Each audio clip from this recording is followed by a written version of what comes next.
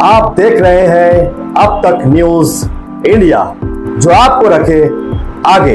इस मीटिंग के सदर साहब फतेह हाजी साहब,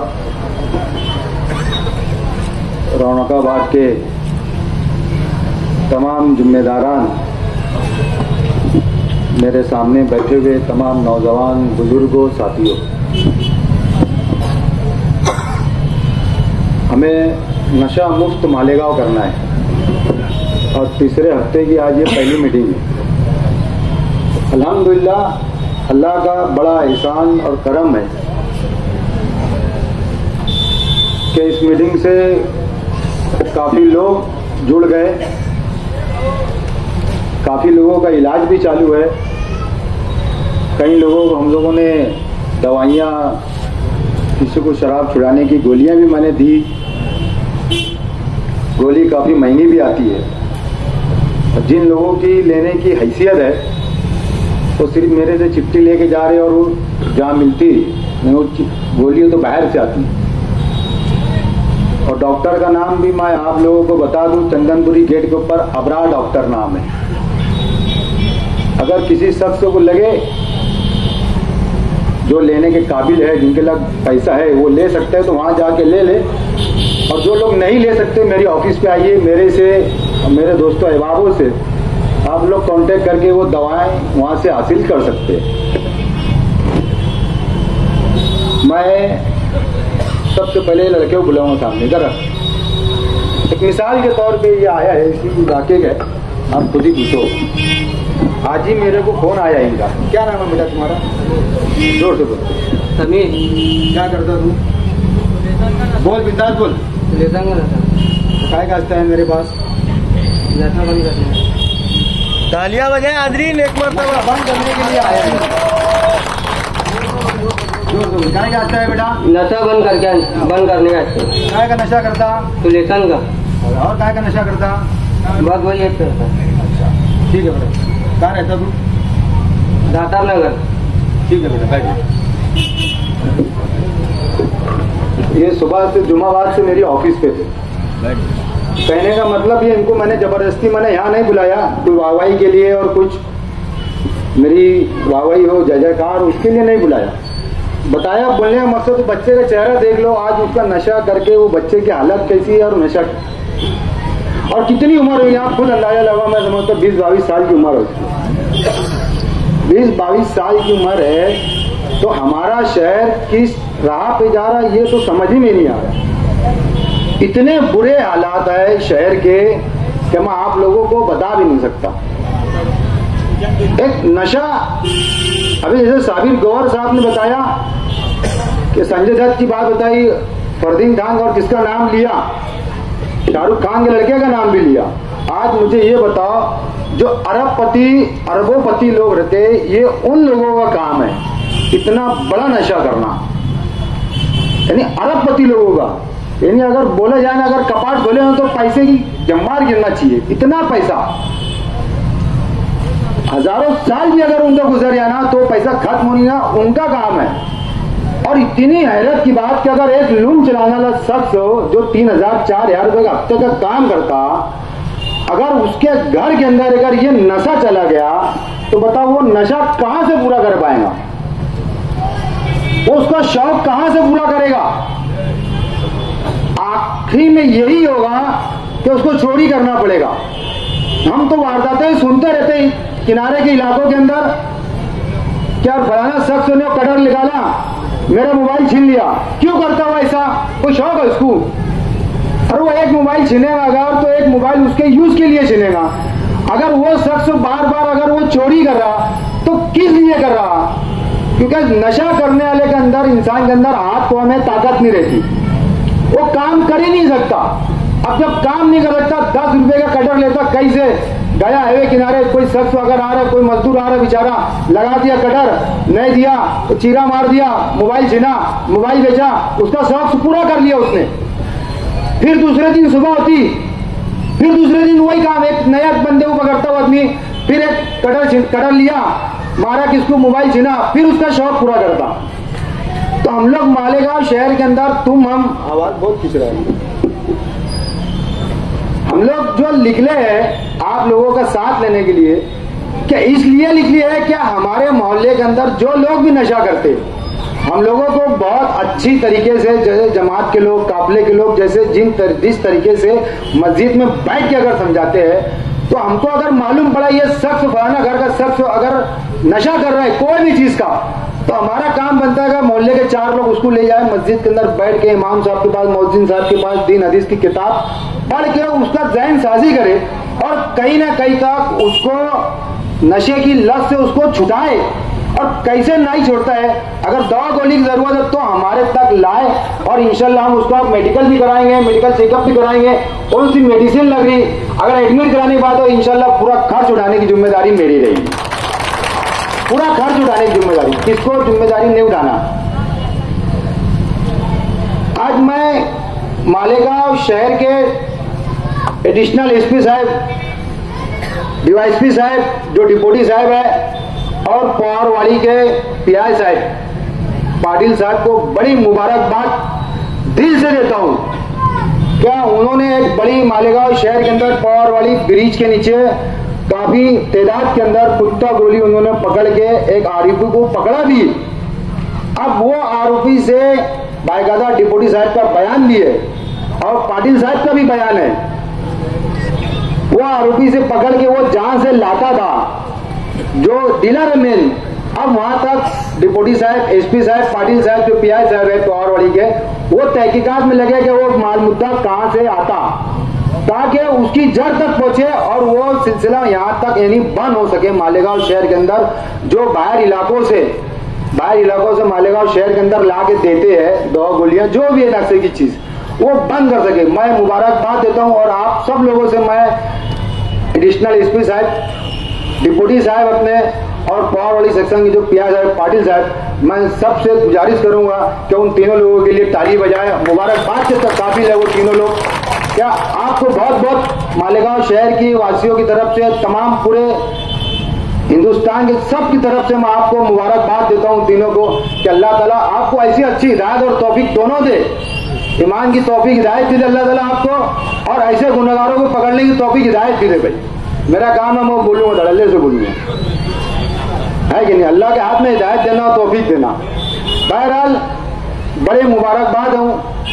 और अभी तो हमारे डिप्टी साहब ने एक कलम बढ़ा दी, साबिर चच्चा, एनडीपीसी जो कलम है, जो कुत्ता गोली जो नशा बेचते हैं लोग, उनके ऊपर एक नई कलम, जो गांजा अफीम ड्रग्स जो बेचते हैं उनके ऊपर जो कलम लगती है, अब वो जो कुत्ता गोली बेचते हुए अगर पकड़ा गया तो उसके ऊपर भी अब ये नई कलम, एक डिप्टी साहब ने आज से नई कलम बढ़ा दी, नई कलम बढ़ा दी। यानी कहीं ना कहीं तक अल्लाह के फजल करम से हमारी जो तहरीक चल रही, हमारे जो प्रोग्रामात चल रहे, वो कहीं से कहीं तक फेल नहीं है। और हमारी जो तहरीक है, आप लोगों का जो साथ है, इसकी बुनियादी यही है कि हम लोगों को मालेगांव नशा मुक्त तो करना है। और आप लोगों की आज भी जरूरत है। ऐसा नहीं कि एक शख्स को पकड़ा गया, एक डिपार्टमेंट ने पकड़ लिया तो हमारा मुहिम यहाँ पे खत्म। हमको मुहिम खत्म नहीं करना है। मैं बोल रहा हूँ कि ईद के बाद भी मैं इंशाल्लाह इसकी मुहिम मैं चलाते रहूंगा। कारण क्योंकि अगर हम ठंडे बैठ गए तो जाहिर सी बात है शहर भी ठंडा बैठ जाएगा, और जो जितने गुनहगार लोग हैं वो वापस अपनी बिलों से निकल के फिर वो धंधा शुरू कर देंगे। तो ऐसा नहीं कि धंधा शुरू हो, धंधा बंद हो गया तो अपन भी बंद हो जाओ, रात हो गई इसका मतलब नहीं सो जाओ, कहीं ना कहीं बीच में उठते रहो, तारत के लिए उठो, पानी पीने के लिए उठो, देखते रहो चोरी तो नहीं हुई। यानी कहीं ना कहीं तो अपने को उठना पड़ेगा, रात में बार बार उठना पड़ेगा। अपने को यह देखना है धंधा चालू है क्या बंद है। और आप हमारा तुम्हारा सबका काम है। अभी रौनकाबाद की ये रोड के ऊपर की एक मिसाल थी, बड़ी खुशी की बात है। मैं मोहल्ले के लोगों को मुबारकबाद दूंगा, यहाँ के जिम्मेदारों को मैं मुबारकबाद दूंगा। मैं नाम नहीं लेना चाहता, लेकिन एक पंचायत आई थी। पंचायत के अंदर सिर्फ मसला ये था कि वो भैया रोज शाम में मेहनत की कमाई कर खाता था। भैया मेहनत क्या, हलाल की रोजी रोटी खाता था, लेकिन रोज शाम में शराब पी के गली मोहल्लों में आके झगड़ा फसाद गाली गलौज देना। लेकिन अल्लाह का करना ऐसा, उसको मैं समझाया, उसकी दोनों बेटियां भी थी, उसकी बीवी भी थी। मैं समझाया था तू आज से शराब छोड़ दे, मैं तेरी जिम्मेदारी लूंगा, मोहल्ले के लोगों को बोलूंगा भैया क्या चल इसने शराब छोड़ दी, उसको यही रहने दो। दोपहर की बात है 4 बजे की, यानी आज की नहीं, यानी 15 दिन 1 महीना पहले की बात है। रियाज मेहमान साहब के घर में बैठे थे हम लोग पंचायत में।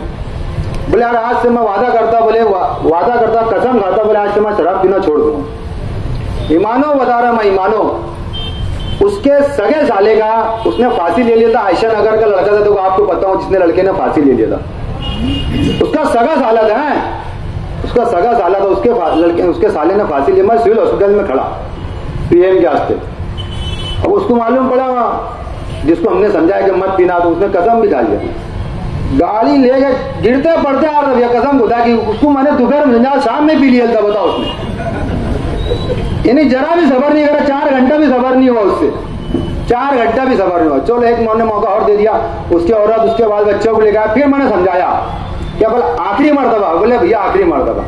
फिर दूसरे मालूमात के बोला फिर पी के आ गया था। तो बोलने का मकसद ये है, जब वो पी गया तो गली मोहल्ले वालों ने एक ही फैसला लिए कि भैया तो यहाँ से घर खाली कर। घर खाली करा दिए उन्होंने, ताली बजा लो भैया उनके हाथ, घर खाली करा दिए। अगर ऐसा हमारी गली के अंदर जो लोग नशा करते या जो लोग नशा बेचते, अगर सब शख्स ने, हर शख्स ने अगर यह कदम उठा लिया, इंशाल्लाह पूरे मालेगांव से नशा मुक्त हो जाएगा। लेकिन यह ऐसी तहरीक और ऐसा मामला हम लोगों को करना पड़ेगा। अब नहीं तो अपन होटलों में बैठ के, चौराहे के ऊपर बैठ के, घरों के अंदर बैठ के बस यही बोलते, अरे वो दारू पी जाता, निस्ता गाली गलौज परेशान है। अब तो हल क्या है उसका, वो समझाने से तो मान नहीं रहा, तो हल क्या है? हल यही है क्या, गली मोहल्ला जमा हो जब यह घर गाली कर, कंप्लेन दे दो पुलिस स्टेशन, यार कंप्लेन दोगे घर वाले हमको चलेंगे नहीं तो हम पुलिस स्टेशन के बाहर से उठेंगे नहीं। तहरीक अगर हम देखो मेरी जरूरत कहीं नहीं, हर जिम्मेदार, हर गली, हर मोहल्ले के अंदर एक ना एक जिम्मेदार रहता, वो जिम्मेदार को लेकर आप लोग अगर ऐसा काम करेंगे तो इंशाल्लाह मालेगांव से नशा मुक्त तो हो सकता है। नहीं 100%, 50% भी होगा तो बहुत हो सकता, 50%। एक आदमी की अपन इस्लाह कर लो, सिर्फ एक आदमी की। जाबिर मैंने बताना है कि एक आदमी, हर आदमी एक आदमी को पकड़ लो, क्या ये आदमी को या फलाना आदमी को मुझे इस्लाह करना है, तो आज से ऐसा दिल में ठान लो क्या हम भी नमाज पढ़ेंगे और हमारा जो भाई है, एक ईमान वाला भाई, अगर उसको नशे की आदत लगी है या नशा बेचता है तो हमको इसकी इस्लाह करना है। अगर हम जोहर की नमाज जाओ तो उसको ढूंढ के कहीं से उसको जोहर की नमाज पढ़ाओ, तालीम होती है मस्जिदों के अंदर तो तालीम में बढ़ाओ, अगर दीन की बात चलती है मस्जिदों के अंदर तो दीन की बात उसको बैठाओ वहां पर। कम से कम उसको रोजाना ले आए तो कम से कम अल्लाह उसको दिल में हिदायत, तौफीक दोनों चीज देंगे। तो हर आदमी एक चीज ठान ले कि हमको एक बुरा आदमी जो है, जो एक नशा करने वाला इंसान है, हम उसको समझा सके ताकि हमारी आखिरत बन सके, उसकी भी बन जाए और उसके जरिए हमारी आखिरत कैसे बन सकती है। हमारा काम ये है कि हमारी आखिरत कैसे बने, दुनिया नहीं। दुनिया तो हर इंसान जैसे तो जी लेता, कुत्ता भी दुनिया में जी लेता, लेकिन हमारी आखिरत कैसी क्या बन सके, हम आखिरत के अंदर कैसी के जन्नत के अंदर जा सके अच्छे से अच्छे अमाल करके। हमने ऐसे बहुत बड़े अमाल नहीं कर लिए जिससे हम आती बन करके बोले जन्नत में चल जाए, ऐसा तो है नहीं। लेकिन हम कौन सी गफलत की जिंदगी में जी रहे, कम से कम इतना एक काम तो कर लो, 5 टाइम की नमाज वो शख्स को पढ़ा लो, अपन भी पढ़ लो, और जो वो नशा कर रहा अगर या नशा कर बेच रहा अगर, तो कम से कम उसको हम समझा तो सकते कि भैया इधर छोड़ दे, तेरे बाल बच्चों को तकलीफ, तेरी बेटी के रिश्ते आने के लिए तकलीफ, तेरे बेटे को बहू मिलने के लिए तेरे को तकलीफ, तेरे घर के अंदर आजू बाजू तेरे को बुरा भला बोलते, जैसा हो सकता तुमसे वैसा आप लोग उसको अपना बच्चा समझ के, अपना भाई समझ के कम से कम समझाओ तो सही, कहीं ना कहीं वो समझ सकता है। मैं तमाम मालेगांव के शहर के लोगों से मैं गुजारिश करूंगा और तमाम लीडरान से भी मैं गुजारिश करूंगा, देखो ये तुम्हारा हमारा सबका काम है, मेरे कोई अकेले का नहीं है, न रियाज भाई का काम है, न फतेह हाजी का काम है, न रशीद हाजी का काम है, न किसी का काम है, न फरीद भाई का काम है, किसी का काम नहीं, ये तुम्हारा हमारा सबकी जिम्मेदारी है। मैं तमाम लीडरानों से गुजारिश करता हूँ कि देखो मैं एक शख्स या मेरी एक टीम अगर इतना कर सकती है, पुलिस मेरे बोलने के ऊपर या हमारी तहरीक चलाने के ऊपर अगर इतना काम कर सकती है, तो शहर के अंदर मैं समझता हूँ 10 लीडर है, अगर 10 लीडर अगर हर जुम्मा 10 जगह अगर मीटिंग रहेंगी, देखो हर लीडर की अलग अलग जगह मीटिंग, तो कहीं ना कहीं तक अल्हम्दुलिल्लाह अल्लाह के फजल करम से पुलिस के ऊपर ज्यादा दबाव पड़ेगा। देखो अगर दुनिया के अंदर ऐसा होता है कि मिसाल के तौर पर अगर किसका झगड़ा हो गया तो यार खाली लाजी फोन लगाओ पुलिस को बोल के बोले यार दबाव डालेंगे तो बोले यार पुलिस छोड़ देंगे, चलो भाई खालिद हाजी का कोई वजह से अगर फोन बंद है तो बोले यार अब आसिफ साहब है भैया, बड़े साहब को लगा तो आसिफ साहब को बोला वो फोन करेंगे, बोले काम हो जाएगा। तो बोलने का मकसद है कहीं ना कहीं यार मुफ्ती साहब तुम भी है, अब्दुल मालिक भाई भी है, डॉक्टर साहब भी हमारे, एजाज भाई भी हमारे, और दीगर जितने भी लीडरान है हमारे, मैं इस सबसे गुजारिश है कि आप अपने अपने तौर तरीके से देखो, इलेक्शन आएगा, तुम्हारा स्टेट अलग लगा लेना, हमारा स्टेट अलग, तुम्हारे चाहने वाले तुमको वोट दे देंगे, हमारे चाहने वाले हमको वोट देंगे, हार जीत जब देख लिए जाएंगे। लेकिन देखो मैं बता रहा हूँ हर इलाके में ऐसा मालेगांव शहर का कोई इलाका नहीं बचा जहाँ नशे की चीज नहीं बिगड़ी। यहाँ तक का रौनकाबाद की जो संडास है, गार्डन है, और अब्बास नगर की जो स्कूल है 5 नंबर स्कूल, वहां भी कई तरीके की, यानी मैं बता रहा, कुत्ता गोली, गांजा, एकदम खामोशी से डिलीवरी देने का तरीका कैसा होगा, एकदम बेहतरीन तरीका। बोले यार 5 दुकान पे खड़े रहे, मैं तेरे सर पे बोले कंधे पे हाथ रखूंगा, समझ लेना डिलीवरी देने का अच्छा आया। कंधे पे हाथ रखा, हाथ नीचे करा, बोले ले मैंने तेरे खिस्से में रख दिया, बोले पैसे दे। इस तरीके से डिलीवरी दी जा रही, चाहे वो गांजे की पुड़ी हो, चाहे वो अफीम की पुड़ी हो, चाहे ड्रग्स हो, चाहे कुत्ता गोली हो, इस तरीके से दी जा रही है। अब तो किराना दुकान के जैसा उन्होंने कर दिया, पुड़ी बांध ले रहे, वो कुत्ता गोली के अंदर कुत्ता गोली डाल दे रहे, पुड़ी बांध के चालू दे रहे, यानी अंधेरे ही नहीं, बेचने वालों की भी अंधेरे।